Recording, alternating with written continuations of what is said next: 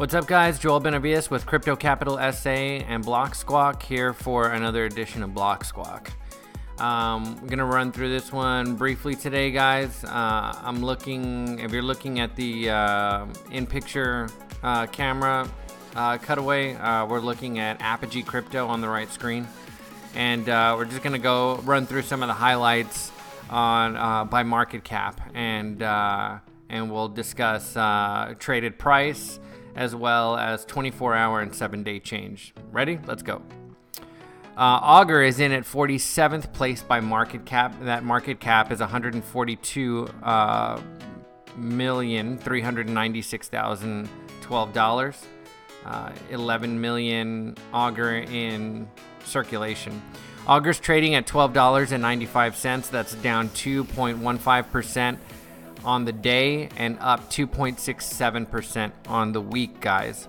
Let's move on up to Verge XVG, and at 41st, trading at a penny, down 6 points for the day, up 2.39% for the week, guys.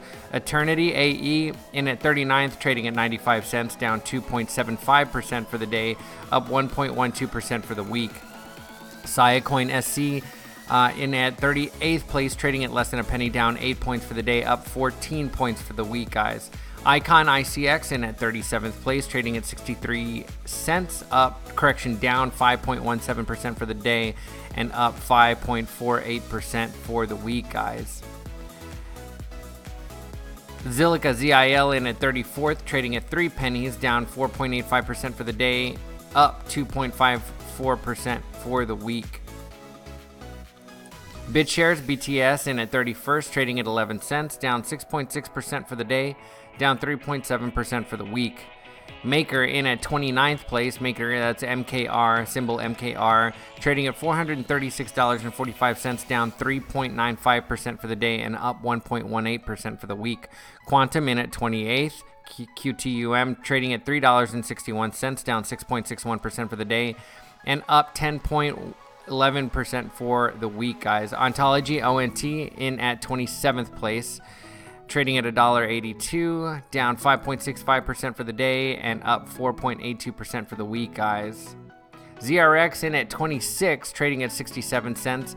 That's down 0.66% for the day, but up 27.2% for the week, guys. LSK in at 25th place, trading at $3.29. Down 3.5% for the day, down 4.98% for the week. Stand by.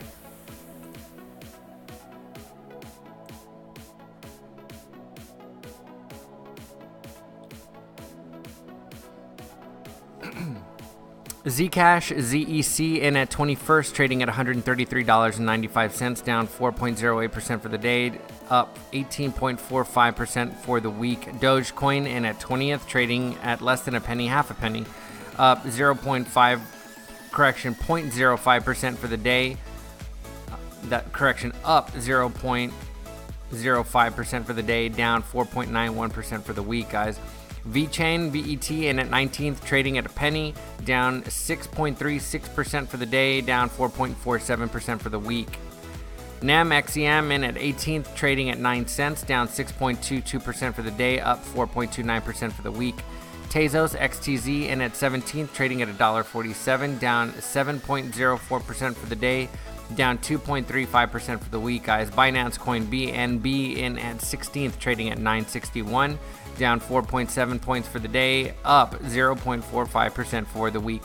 Ethereum Classic ETC in at 15th, trading at $10.97, down 1.43% for the day, up 3.19% for the week, guys. And NEO in at 14th, trading at $17.85, down 4.16% for the day, up 4.4% for the week.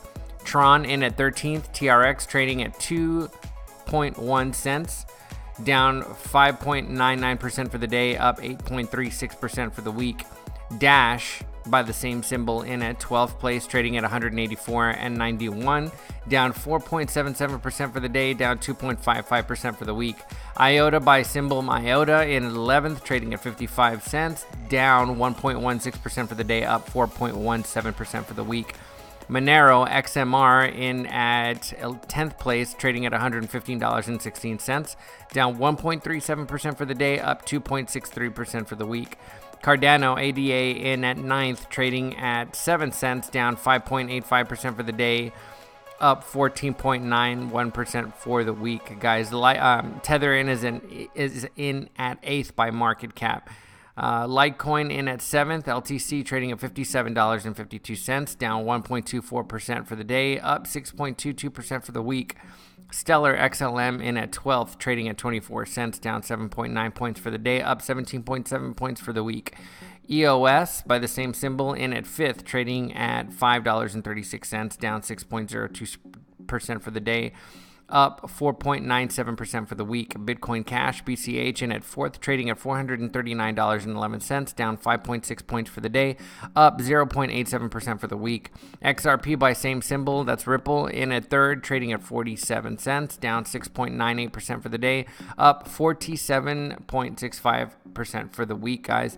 Ethereum ETH in its 2nd, trading at $215.85, down 6.84% for the day, and up 2.63% for the week. And lastly, Bitcoin, by the symbol BTC, in at 1st, trading at $6,408.31, down 3.16% for the day, and up 0.82% for the week. Guys, Bitcoin's market cap rests at 110,789,529,993 USD. Same approximate circulation, and then the overall market cap is 209.4 billion, guys, with a 24-hour traded volume of approximately 15.7 billion USD, and Bitcoin dominance rests at 52.9%, guys. So that does it for your CoinMarketCap readout. Let's take a quick look at the news. I haven't looked at any of this stuff yet, guys. Crypto Coin News, if you look on your screen now, Crypto Coin News shows that household name new Scrabble dictionary includes Bitcoin as a play word. Whoop-de-doo. I saw this on the alert earlier. Allcoin Today says that a congressman was saying that current language, I guess the legal language for cryptocurrency, is sloppy and greater regulation is needed. Bitcoinist reports how to become a fintech giant in under a year. And that's the story of Naga. The Merkle reports a new platform combines a centralized exchange with decentralized settlements. That's interesting. CoinDesk reports that Coinbase gears up for biggest ever expansion of crypto asset listings.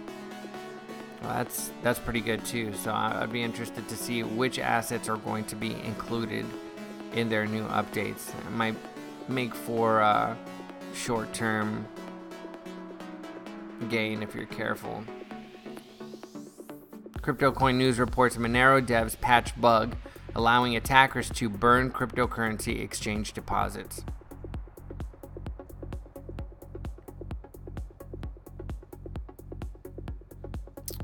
The Merkle, and we've talked about this on the podcast before, guys. Dogecoin price. Much gains over Bitcoin make Doge such interesting. That's how the headline reads. But we've talked about that before, right, guys? Like, Doge seems like it might even be like a good hedge against Bitcoin for those of you wanting to hedge, but also wanting to stay within the realm of crypto. And those are just a few of the headlines today, guys. We're going to move on and take a look at the chart because we haven't in a while. A couple days, I guess. So, it looks like we just had a little sell-off. Bitcoin now trading, guys, on Coinbase Pro at $63.94 and 18 cents. That's in the 6,300 range. Bitcoin now trades at 93 evens do trade here now, guys. So, last time we spoke, I believe we had just bounced down off of the top. Let me pull up my chart layout here. It'll be easier to put everything into reference. Bitcoin now trades at 63.93 and 92, guys. So, yeah, last time we spoke, we were on this candle, or this candle, I believe. And I was saying that there was a possibility of it punching through here, but that if it didn't punch through this line of resistance with volume, and there was some volume present, but it did not close, the closing price was not above this line of resistance, then we wouldn't actually make it to the upper line of resistance. So, and indeed that happened, guys. We bounced back down over the course of the next couple of days, and now are on our way back down to this primary support zone of 61.47 and 54 cents to 61.86 and 55 cents. So that's kind of what we're looking at, guys. I would be paying attention to this level right here. This level beginning at like 61.87, 61.88. If you were looking to place a buy order, that's a possibility. But also keep in mind we had this like intermediate level of support right here, this diagonal, and it looks like we may get there either today or tomorrow. If it is in fact tomorrow, we would be looking at a lower level of approximately 62.60. So if you want to be on the safe side for the order book, 62.61, 62.61.01, something like that. So that's what I would be looking at. Maybe even 62.70 just to be safe. So that is the next target. If we punch through this, then we would go back to that primary support zone I talked about right here that we see right here on the screen, 61.47 to 61.86. If we drop down below there, terminal support rests at 58.51 and 3/4. So that's what we're looking at on our way down. If we begin to break these levels of support, I will become gradually more and more, disappointed in the possibility of a reversal at this point. But I wouldn't be hopeless, because there's a very good possibility that we continue to bounce up and down until the end of October, guys. So, you could potentially count everything that has happened since the 9th of September as a very weak intermediate or primary retracement, I should say. So, intermediate retracement. So in other words, you could count this whole thing from the 9th of September up until today, the 25th of September, as one move upward with minor recoveries to the downside. So it could be considered like one big arm, because we've had that. We've had this kind of thing, and then it punch up to the upper level of support. So after we're done here, like if we bounce off of this 62.60 or 62.70 level that I was talking about, we may come back in earnest over the next week or so, and eventually hitting that upper level of resistance. But this is, for me anyway, again, there's no financial advice here, and this is strictly for educational and entertainment purposes. But for me, I think this is going to be probably one of the last safe buys. Like if you're trying to buy at the bottom, like at the very bottom, I mean, you're being greedy, guys. We're pretty much there. If in fact this pattern ends up taking us to the upside, I think that we may very well be in accumulation / chart consolidation for quite some time, and the recovery will be gradual.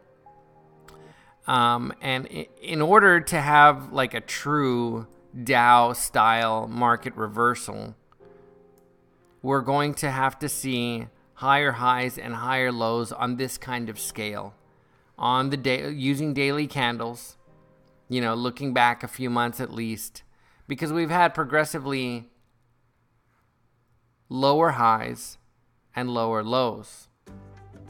The last time we looking at this scale that that broke was back over here on 13 August. We actually had a higher low, higher than back here in towards the end of July, beginning of August. So that was somewhat encouraging in terms of closing prices, but we were still kind of at the basic level back here around mid-September. So we could still continue to see lower highs and lower lows and punch down below this terminal support. Thing is, terminal support right here, this lower level of support is very strong, guys. The psychological barrier for you bears wanting to push down below this is fairly strong. And then another thing to think about is the cost of producing a Bitcoin right now. We're very close, if not at cost, from what I understand. And so once we start pushing much lower than this, miners are going to be operating at a loss. And as you're aware, that can only be sustained for so long before miners start shutting down. So that's what, that'll probably end up thinning the herd too, which will centralize control. So if I was a banker and I owned or was considering buying some of these guys, that's what I would want to do. I would want to push it down to like 2K or something, and then start buying up these mining firms, and then start pushing the price back up. Like, that would be like an excellent long-term play as far as I'm concerned. So that's the one of the main reasons why I'm even considering the possibility of dropping below here. So we'll see. We'll see how things go.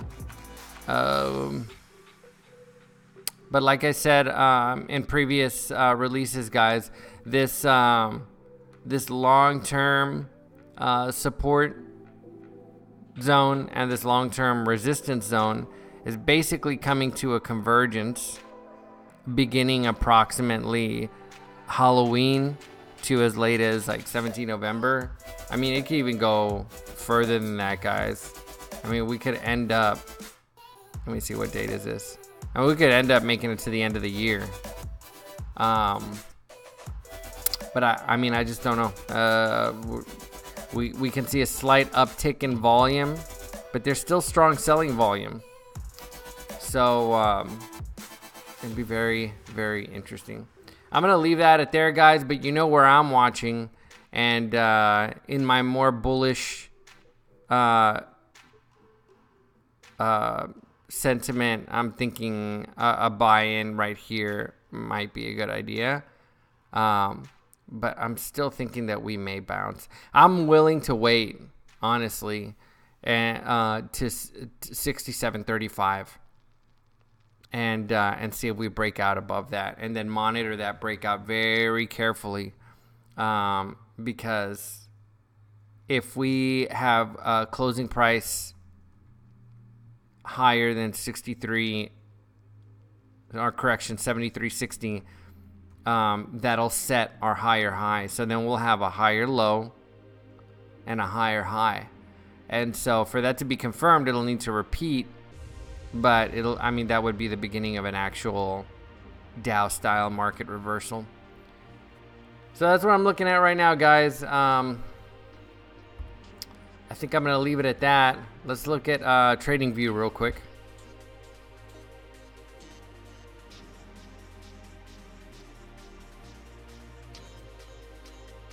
It's been a while since I've used TradingView, actually. I've been using Coinigy. It's essentially TradingView with more functionality in there. And so this is basically what we're looking at already.